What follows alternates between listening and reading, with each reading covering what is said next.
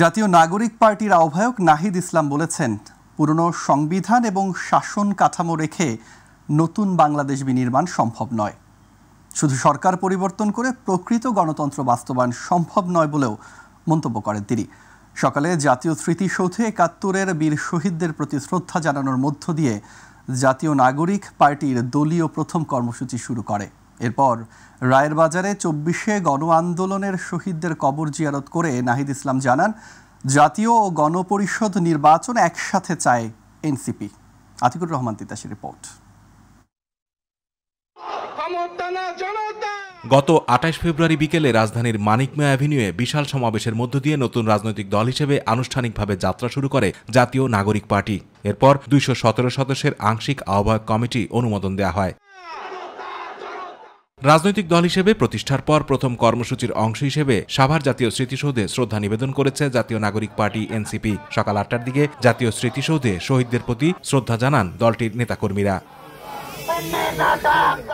শ্রদ্ধা নিবেদনের পর দলটির আহ্বায়ক নাহিদ ইসলাম বলেন, একটি নতুন প্রজাতন্ত্র গড়তে হবে, তার জন্য একটি নতুন সংবিধান ও গণপরিষদ নির্বাচন প্রয়োজন। শুধু সরকার পরিবর্তন করে প্রকৃত গণতন্ত্র বাস্তবায়ন সম্ভব নয়। একটি নতুন প্রজাতন্ত্র আমাদের গড়তে হবে এবং তার জন্য একটি নতুন সংবিধান এবং গণপরিষদ নির্বাচনের প্রয়োজন। সেই জায়গা থেকে আমরা সেকেন্ড রিপাবলিকের কথা বলেছি এবং আমরা সেই লক্ষ্যে কাজ করে যাচ্ছি। বিচারিক প্রক্রিয়ার মাধ্যমে বাংলার মাটিতেই আওয়ামী লীগের রাজনৈতিক ফয়সালা হবে বলেও জানান তিনি। এ সময় জাতীয় সংলাপে গিয়ে জুলাই সনদ ও জুলাই ঘোষণাপত্র দ্রুত বাস্তবায়নের দাবি জানান নাহিদ ইসলাম। এই বিচার বাংলাদেশের মানুষ দেখতে চায় এবং বিচারের পরে যে সংস্কার কার্যক্রম, জাতীয় ঐক্যমত্য যে কমিশন রয়েছে, দ্রুত জাতীয় সংলাপে গিয়ে আমাদের যে জুলাই সনদ এবং যে জুলাই ঘোষণাপত্র তার দ্রুত বাস্তবায়ন আমরা দেখতে চাই। এ সময় সদস্য সচিব আক্তার হোসেন ও দলটির উত্তরাঞ্চল মুখ্য সংগঠক সার্জিস আলম বলেন, ৪টি বিষয় অগ্রাধিকার দিয়ে সাংগঠনিক পরিধির বিস্তৃতি ঘটানো হবে। ৭১-এর সাম্য, মানবিক মর্যাদা এবং সামাজিক সুবিচারের যে বাংলাদেশ, সেই বাংলাদেশ নির্মাণে এনসিপি জাতীয় নাগরিক পার্টি কাজ করে যাবে। আমাদের রাজনৈতিক দল হিসেবে পথ চলার জাতীয় নাগরিক পার্টির আজকের যে প্রথম কর্মসূচি জাতীয় স্মৃতিসৌধে শ্রদ্ধার্ঘ্য অর্পণ। পরে রায়ের বাজার বধ্যভূমিতে ২০২৪-এর গণ অভ্যুত্থানের শহীদদের কবর জিয়ারত করে দোয়া মোনাজাতে অংশ নেন দলটির নেতাকর্মীরা। এ সময় নাহিদ ইসলাম জানান, শেখ হাসিনার দৃশ্যমান বিচার দেখতে চায় এনসিপি। যারা এই আন্দোলনে শহীদ হয়েছেন, আত্মত্যাগ করেছেন, অঙ্গহানি হয়েছেন, তাদের আসলে ন্যায় বিচার পাওয়া সম্ভব। তাদের যে কষ্ট, সেই কষ্ট কিছুটা হলে কমানো সম্ভব বিচারের মধ্য দিয়ে। আতিকুর রহমান তিতাস, মাই টিভি। বিএনপি চেয়ারপারসন ও সাবেক প্রধানমন্ত্রী বেগম খালেদা জিয়ার শারীরিক অবস্থা আগের চেয়ে অনেকটা ভালো বলে জানিয়েছেন তার ব্যক্তিগত চিকিৎসক ও দলটির স্থায়ী কমিটির সদস্য ডাক্তার AJM জাহিদ হোসেন। স্থানীয় সময় সোমবার লন্ডনে এক ব্রিফিংয়ে তিনি এ তথ্য জানান। ডাক্তার জাহিদ হোসেন বলেন, লন্ডনে তারেক রহমানের বাসায় বেগম জিয়া অবস্থান করছেন। সেখানেই বিশেষজ্ঞ চিকিৎসকদের তত্ত্বাবধানে তার চিকিৎসা চলমান রয়েছে। খুব শীঘ্রই চিকিৎসকদের সম্মতি পেলে তিনি দেশে ফিরবেন। সকল অঙ্গ সহযোগী সংগঠনসমূহের নেতাকর্মীরা, সর্বোপরি দেশের মানুষ এবং বিদেশের মানুষও ওনার জন্য যে দোয়া করছেন, তার বদৌলতে উনি ওনার জ্যেষ্ঠ পুত্র অর্থাৎ জনাব তারেক রহমান সাহেবের বাসায় চিকিৎসাধীন থাকা অবস্থায় আগের চেয়ে উনি অনেকটা ভালো আছেন, এটি বলা যায়। জাকাত ভিত্তিক সমাজ প্রতিষ্ঠার আহ্বান জানিয়েছেন জামায়াত ইসলামীর আমির ডাক্তার শফিকুর রহমান। সমাজে অর্থনৈতিকভাবে ভারসাম্য আনতে হলে জাকাতের সুষ্ঠু বন্টন জরুরি বলেও মন্তব্য করেন তিনি। রাজধানীর শ্যামলীর বাদশা ফয়সাল ইনস্টিটিউট মাঠে ন্যাশনাল ডক্টরস ফোরামের উদ্যোগে চিকিৎসকদের সম্মানে ইফতার অনুষ্ঠানে তিনি এসব কথা বলেন। শুধুমাত্র ক্ষমতার পালাবদল কিংবা নেতা পরিবর্তন নয়, মানবিক সমাজ প্রতিষ্ঠা নীতির বিকল্প নেই বলেও মন্তব্য করেন ডাক্তার শফিকুর রহমান।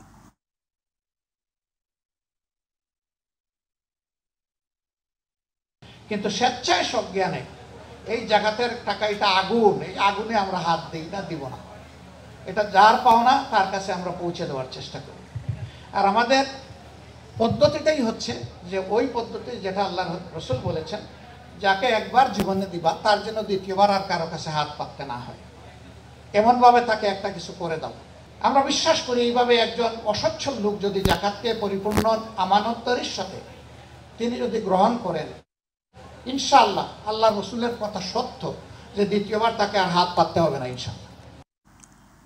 বিএনপির ভারপ্রাপ্ত চেয়ারম্যান তারেক রহমান ও তার বন্ধু গিয়াসউদ্দিন আল মামুনের অর্থ পাচার মামলার রায় বৃহস্পতিবার ঘোষণা করা হবে। প্রধান বিচারপতি সৈয়দ রেফাত আহমেদের নেতৃত্বে 4 সদস্যের আপিল বেঞ্চ এদিন নির্ধারণ করে। এর আগে গেল 10 ডিসেম্বর প্রধান বিচারপতি সৈয়দ রেফাত আহমেদের নেতৃত্বে 4 বিচারপতি আপিল বেঞ্চ সিঙ্গাপুরে অর্থ পাচার মামলায় তারেক রহমান ও তার বন্ধু গিয়াসউদ্দিন আল মামুনের 7 বছরের সাজার রায় স্থগিত করে। বিএনপির ভারপ্রাপ্ত চেয়ারম্যান তারেক রহমানের বিরুদ্ধে যে কয়টি দুর্নীতির মামলা হয় তার মধ্যে সবচেয়ে বেশি আলোচিত অর্থ পাচারের এই মামলাটি। এ মামলায় বিচারিক আদালতে খালাস পান তারেক রহমান। পরে খালাসের বিরুদ্ধে হাইকোর্টে আপিল করে দুর্নীতি দমন কমিশন।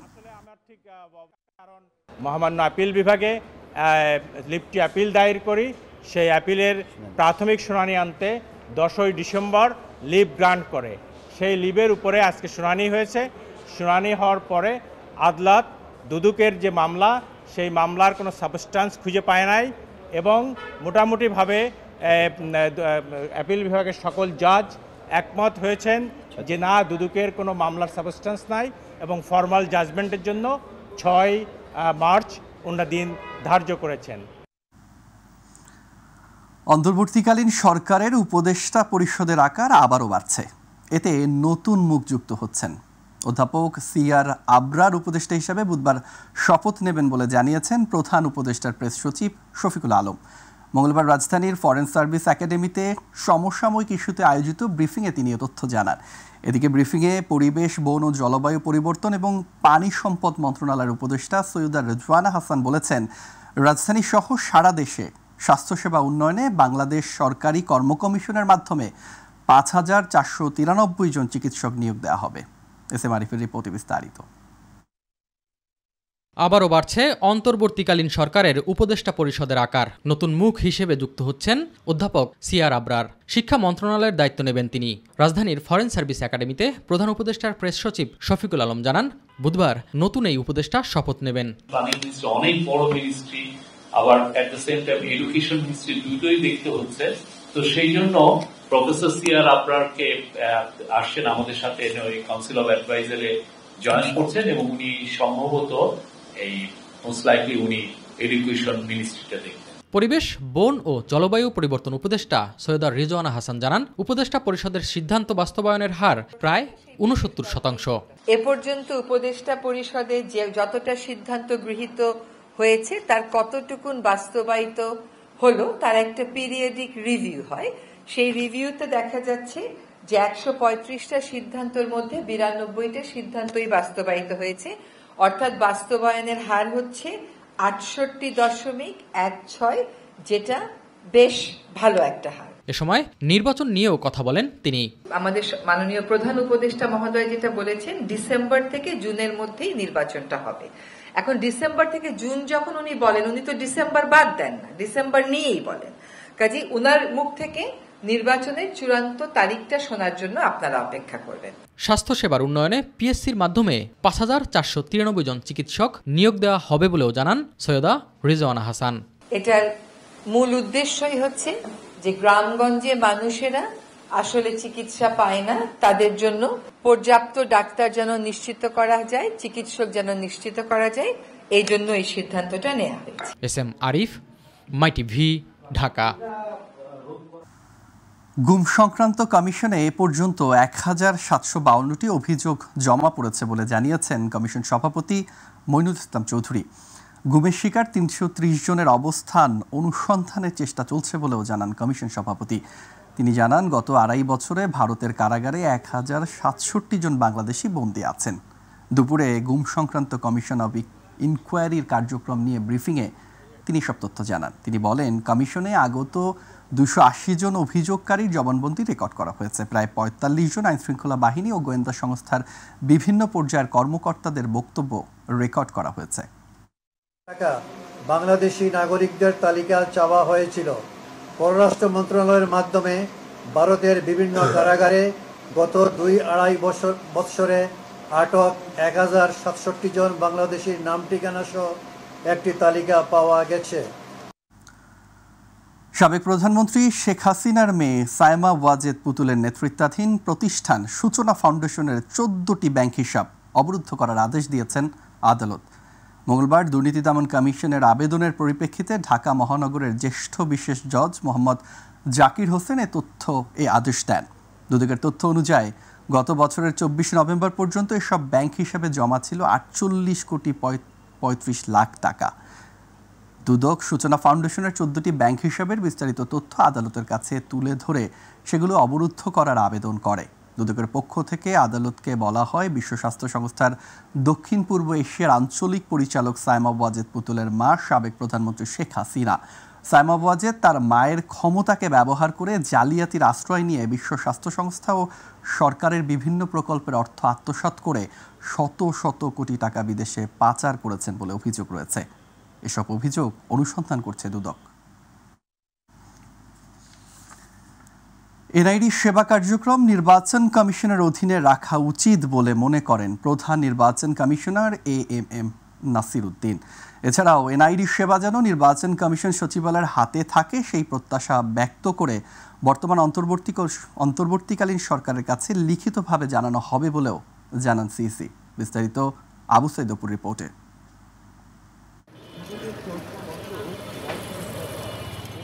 নির্বাচন কমিশন সচিবালয় থেকে জাতীয় পরিচয়পত্র এনআইডি সেবা স্বরাষ্ট্র মন্ত্রণালয়ে স্থানান্তর নিয়ে দীর্ঘদিন ধরে আলোচনা চলে আসছিল। আর এরই ধারাবাহিকতায় এনআইডি সেবা থাকছে না নির্বাচন কমিশন সচিবালয়ে, এমন খবরে প্রধান নির্বাচন কমিশনের সাথে সাক্ষাৎ করেন নির্বাচন কমিশন অফিসার্স অ্যাসোসিয়েশন। পরে প্রধান নির্বাচন কমিশনের সাথে সাক্ষাৎ শেষে কথা বলেন সাংবাদিকদের সাথে, তুলে ধরেন তাদের মতামত। মাননীয় কমিশন যে বলেছি আমরা যে কোনো কারণে যে এনআইডি চলে যায় তাহলে আমাদের ভোটার তালিকা ইলেকশনে বা এই কী ক্ষতিটা হবে, ইলেকশনে ইন্টিগ্রিটি নষ্ট হবে, এই জাতীয় অনেকগুলো বিষয় বলেছি। মূল কথা আমাদের কনসার্নটা হলো এনআইডিটা ইলেকশন কমিশনের জন্ম দিয়েছে, ইলেকশন কমিশন লালন পালন করতেছে এবং নার্সিং করছে এবং এ যাবৎ এটা খুব ভালোভাবে নার্সিং হচ্ছে এখানে। এটা ইলেকশন কমিশন রাখার জন্যই আমরা মাননীয় কমিশনকে অনুরোধ করেছি। কিন্তু আমরা উদ্বেগের সাথে লক্ষ্য করলাম সংস্কার কমিশনের রিপোর্ট সাবমিটের পর কোনোরকম ঐক্যমত্য গঠন ছাড়াই তারা সংস্কার কমিশনের একটি সকল সুপারিশ উপেক্ষা করে শুধু একটি সুপারিশ বাস্তবায়নের দিকে তারা আগাচ্ছে, সেটা হচ্ছে জাতীয় পরিচয়পত্র জন্য আলাদা একটা কমিশন করবে। সংস্কার কমিশনে তো আরও অনেক বিষয় আছে। তবে এরপর এনআইডি সেবা কার্যক্রম নিয়ে কথা বলেন প্রধান নির্বাচন কমিশনার AMM নাসির উদ্দিন। এ সময় তিনি বলেন, নির্বাচন কমিশনের অধীনে এনআইডি সেবা রাখা উচিত বলে মনে করেন সিইসি।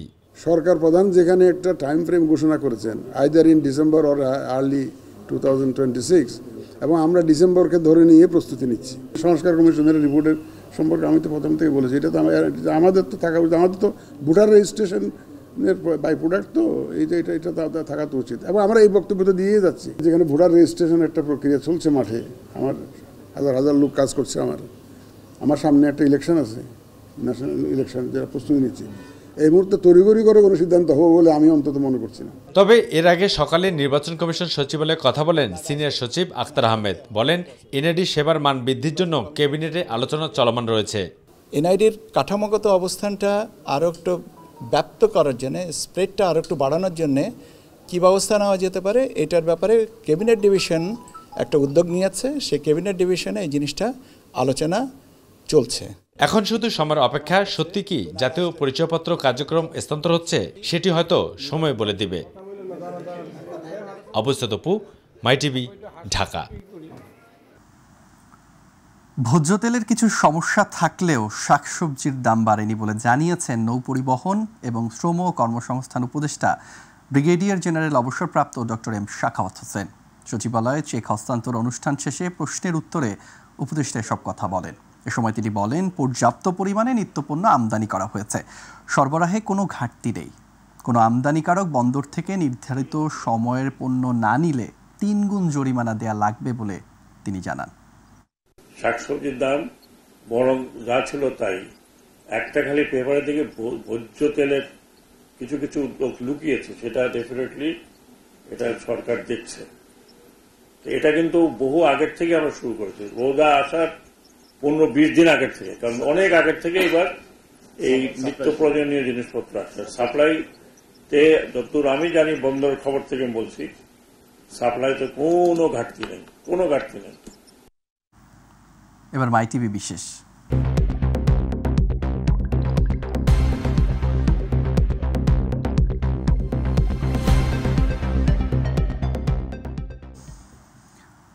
অসাধু ব্যবসায়ীদের দৌরাত্ম্য থাকে সবসময়, কিন্তু রমজান মাস আসলেই তা বেড়ে যায় কয়েক গুণ। ইফতারের সাথে প্রয়োজনীয় পণ্যের দাম বাড়িয়ে দেয়া হয় এবং বাজারে তৈরি করা হয় কৃত্রিম সংকট। এমন পরিস্থিতি নিয়ন্ত্রণে বাজারে অভিযান চালালেও তার তেমন কোনো সুফল মেলে না বলে জানালেন ভোক্তারা। সাইদুর রহমান আবিরের রিপোর্ট। প্রতি বছরের ন্যায় এবারেও অনেকটাই একই চিত্র। রমজান মাস আসলেই বাজারে দেখা যায় কয়েকটি পণ্য নিয়ে অসাধু ব্যবসায়ীদের সিন্ডিকেট। আর এসব পণ্যগুলো মানুষের ইফতারের জন্য অত্যন্ত প্রয়োজনীয়, আর এই সুযোগটি কাজে লাগিয়ে বাজারে এবারও সিন্ডিকেট করে দাম বাড়ানো হয়েছে বেগুন, শসা ও লেবুর। পাশাপাশি কৃত্রিম সংকট দেখানোর পায়তারা চালাচ্ছে ভোজ্য তেল সহ কয়েকটি পণ্যের। 120 টাকা 150 টাকা হালি চাচ্ছে। ওদের কাছে জিজ্ঞাসা করলে মনে হয় যে এমন পরিস্থিতিতে লেবু ইম্পোর্ট করে নিয়ে আসছে বাইরে থেকে। কম আসার কারণে দামটা একটু বেশি আর। এমন পরিস্থিতি উত্তরণে বাজার ক্রেতাদের নাগালে রাখতে প্রতিদিনই অভিযান পরিচালনা করছে ভোক্তা অধিকার সংরক্ষণ অধিদপ্তর এবং পণ্যের গুণগত মান নিশ্চিতে অভিযান পরিচালনা করছে বিএসটিআই। একদিকে অভিযান, অন্যদিকে ব্যবসায়ীদের স্বেচ্ছাচারিতা। ভোজ্য তেলের সংকট এখনও কাটেনি, এ বিষয়ে সরবরাহকারীদের দায়ী করছেন খুচরা ব্যবসায়ীরা। সিন্ডিকেট না থাকলে গেল কোথায়? এই পর্যন্ত আনছে, এখন বাজারে তেল নাই কইলেই চলে। পরিস্থিতি নিয়ন্ত্রণে ভোক্তা অধিকার সংরক্ষণ অধিদপ্তর এবং বিএসটিআই এই দুই সংস্থার সর্বোচ্চ কর্তা দুই উপদেষ্টাও নেমেছেন বাজার মনিটরিংয়ে। তবে কোনো কিছুতেই অভিযোগ বন্ধ হচ্ছে না ক্রেতাদের। তো ভাবছিলাম আমাদের নতুন সরকার আসছে, উপদেষ্টাগণ আমাদের সুলভমূল্যক জিনিসপত্র খাওয়াবে, কোনো সুযোগ হচ্ছে না। আমরা এই অভিশাপে বেরোতে পারতেছি না। সিন্ডিকেট বন্ধের পাশাপাশি ভোজ্য তেল সংকটের কারণ অনুসন্ধানে কাজ করা হচ্ছে বলে জানান ভোক্তা অধিকার সংরক্ষণ অধিদপ্তরের মহাপরিচালক। আগামী আপনাকে টাইম দিচ্ছে যে সর্বোচ্চ 15 দিনের মধ্যেই যদি পারি, এবং সর্বোচ্চ 15 থেকে আমি বলবো 22 দিন, 3 সপ্তাহের মধ্যে। এর আগে সম্ভব যদি হয় সেটাও আমরা করব। শুধু অভিযান কিংবা আশ্বাস নয়, সমস্যা সৃষ্টির মূল জায়গা চিহ্নিত করে সমাধানের দাবি জানান ভোক্তারা। সাইদুর রহমান আবির, মাই টিভি, ঢাকা।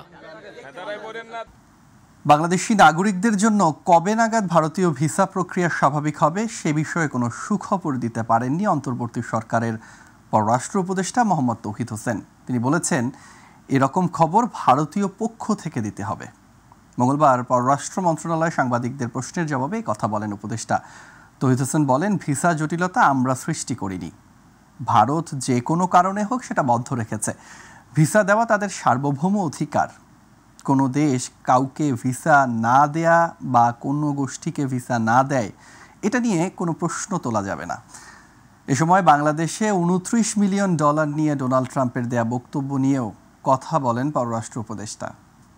ভারত যে কোনো কারণে হোক, তাদের ভিসা তো আপনারা জানেন যে এটা সভরেন রাইট। কোনো দেশ কাউকে যদি ভিসা না দেয় বা কোনো গোষ্ঠীকে ভিসা না দেয়, এটা নিয়ে কোনো প্রশ্ন তোলা যাবে না। এটা তাদের সিদ্ধান্ত।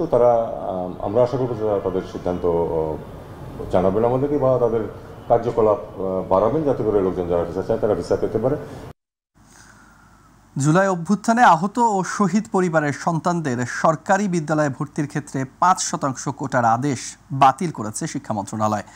কোটার স্থলে প্রতি শ্রেণীতে একটি করে আসন বেশি রাখার নির্দেশনা দেওয়া হয়েছে। সোমবার আগের আদেশ বাতিল করে নতুন আদেশ জারি করে মন্ত্রণালয়।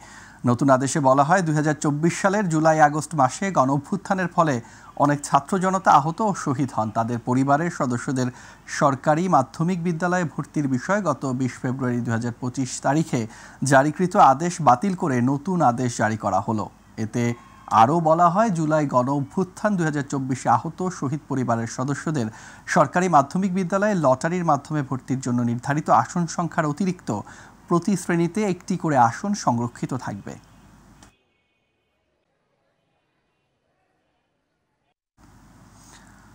$133 কোটি টাকা মানি লন্ডারিংয়ের মামলায় ছাগল কাণ্ডে আলোচিত ছাদিক অ্যাগ্রোর মালিক ইমরান হোসেনকে কারাগারে পাঠিয়েছেন আদালত। এর আগে ঢাকার মালিবাগ থেকে তাকে গ্রেফতার করে সিআইডি। তার বিরুদ্ধে গবাদি পশু চোরাচালান, উচ্চ মূল্যে বিক্রি, অবৈধ জাতের গরু আমদানি করে বিদেশে অর্থ পাচারের অভিযোগ প্রমাণ মিলেছে। এই চক্রের সাথে ৫-৭ জনের যোগসূত্র রয়েছে এবং বিষয়টি নিয়ে অনুসন্ধান চলমান রয়েছে বলেও জানান সিআইডির অতিরিক্ত DIG Ikramul Habib. S M আরিফের আরও একটি রিপোর্ট। গত ঈদুল আজহায় ১.৫ কোটি টাকার অভিজাত গরু এবং ১৫ লাখ টাকার ছাগল কাণ্ডে আলোচনায় আসে সাদিক এগ্রোর মালিক ইমরান হোসেন। এরপরেই মোহাম্মদপুরের সরকারি খাল ভরাট করে ব্যবসা পরিচালনার অভিযোগে অভিযান চালিয়ে সাদিক এগ্রোর খামার উচ্ছেদ করে ঢাকা উত্তর সিটি কর্পোরেশন। দীর্ঘ সময় পর আবারও আলোচনায় প্রতিষ্ঠানটির কর্ণধার ইমরান হোসেন। ১৩৩ কোটি টাকার মানি লন্ডারিংয়ের মামলায় সিআইডির জালে ধরা পড়েছেন তিনি। অবৈধভাবে চোরাচালানির মাধ্যমে গরু আমদানি এবং বিভিন্ন জালিয়াতি এবং প্রতারণার অভিযোগে তাকে গ্রেপ্তার করা হয়েছে এবং তার বিরুদ্ধে মানি লন্ডারিং আইনে মামলা রুজু করা হয়েছে। সিআইডি জানায় তার বিরুদ্ধে গবাদি পশু চোরাচালান, উচ্চমূল্যে বিক্রি, অবৈধ জাতের গরু আমদানি করে বিদেশে অর্থ পাচারের অভিযোগের প্রমাণ মিলেছে। এবং উখিয়া অঞ্চল দিয়ে উনি মিয়ানমার থেকে এবং বার্মা, নেপাল থেকে, ভুটান থেকে বিভিন্ন জাতের গরু উনি আমদানি করেছেন। তিনি ব্রাহ্মা জাতের যে গরুগুলোকে অবৈধভাবে আমদানি করেছিলেন সেগুলো ঢাকা কাস্টমস হাউস কর্তৃক কিন্তু আটক করা হয়েছিল। জালিয়াতির মাধ্যমে কাগজ তৈরি করেছেন যে উনি জব করেছেন, আসলে উনি জব না করে এই গরুগুলোকে তিনি উচ্চ মূল্যে ১১ কোটি টাকা মূল্যে উনি বিক্রি করেছেন এবং এই টাকাটাকে উনি দেশের বাইরে লন্ডার করেছেন। পশু চোরাচালান চক্রের সাথে আরও ৫-৭ জনের সংশ্লিষ্টতা পেয়েছে সিআইডি। এর মধ্যে সংশ্লিষ্ট দপ্তরের কর্মকর্তাদের যোগসূত্র থাকতে পারে বলে জানান এই কর্মকর্তা। আরও ৫-৭ জনের সংশ্লিষ্টতা আমরা প্রাথমিক অবস্থায় পেয়েছি, কিন্তু যেহেতু আমি আগে আপনাদেরকে বললাম যে একজনকে আইনের আওতায় আনতে গেলে তার বিরুদ্ধে সুনির্দিষ্ট অভিযোগের প্রমাণ দরকার। সাক্ষ্য প্রমাণ ছাড়া আপনি তো আইনে কাউকে সম্পৃক্ত করতে পারবেন না, সেইটুকুর জন্য আমাদের অপেক্ষা করতে হচ্ছে। এদিকে মানি লন্ডারিং মামলায় গ্রেফতার ইমরান হোসেনকে আদালতে তোলা হলে তাকে জেল হাজতে পাঠানোর নির্দেশ দেন আদালত। এস এম আরিফ, মাই টিভি, ঢাকা। এবার প্রবাসের খবর।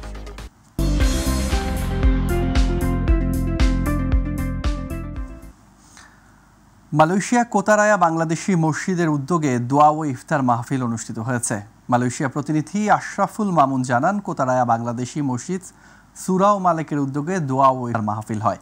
বাংলাদেশি মসজিদ সুরাও মালেক মসজিদের প্রতিষ্ঠাতা বিশিষ্ট ব্যবসায়ী দাতু মালেকের সভাপতিত্বে প্রধান অতিথি ছিলেন জনপ্রিয় ইসলামী বক্তা কুমিল্লা নাগাইশ দরবার শরীফের পীর হজরত মাওলানা মুশতাক ফয়েজি সাহেব। বিশেষ অতিথি হিসেবে উপস্থিত ছিলেন বিশ্বজয়ী হাফেজ মোহাম্মদ তরিকুল ইসলাম। দোয়া ও আলোচনা সভায় উপস্থিত ছিলেন মালিক স্ট্রিমের মোহাম্মদ নাসিম, বিশিষ্ট ব্যবসায়ী মোয়াজ্জেম হোসেন টিপু, মোহাম্মদ জাকারিয়া, মোহাম্মদ রাসেল, কমিউনিটি নেতা মোহাম্মদ রমজান মিয়া, মোহাম্মদ রাজু সহ শতাধিক বাংলাদেশি প্রবাসী বৃন্দ।